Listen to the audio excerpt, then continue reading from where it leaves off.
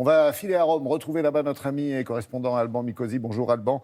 À Rome pour nous parler de Venise. Et oui, parce qu'à Venise, les gondoliers ont entrepris une opération plutôt spectaculaire. Il s'agit pour eux, ils ont choisi de plonger dans le grand canal pour y repêcher les déchets.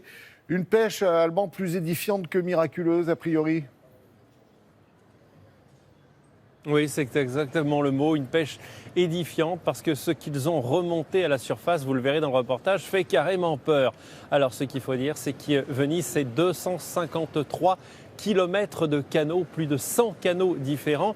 Donc évidemment, c'est le patrimoine de la ville, mais ça nécessite un entretien qui est compliqué à réaliser. On va le voir dans ce reportage, réalisé avec Valérie Parent et nos confrères de l'AFP Vidéo.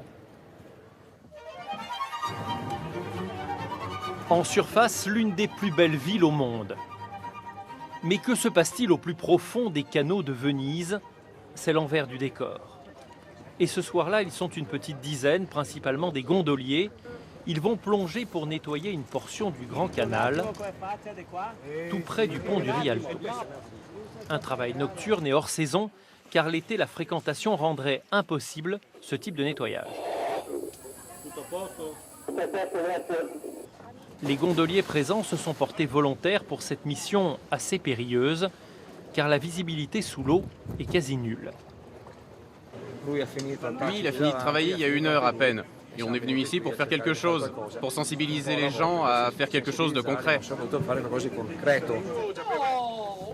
6 heures de mission et très vite apparaissent les premiers détritus. Des ordinateurs, des accessoires de bureau, des éléments de bateau et même des squelettes d'animaux. Une sorte de pêche miraculeuse, édifiante sur la fonction de poubelle en plein air, jouée par les canaux. La première fois, on a remonté 500 kilos de matériel, et la fois suivante, 700 kilos. Rien qu'un pneu plein pèse déjà une bonne trentaine de kilos. La ville de Venise se lance régulièrement dans de grandes opérations d'entretien des 253 km de canaux. Et à chaque fois, les déchets sont tellement nombreux que l'envie de vous baigner va vous passer rapidement.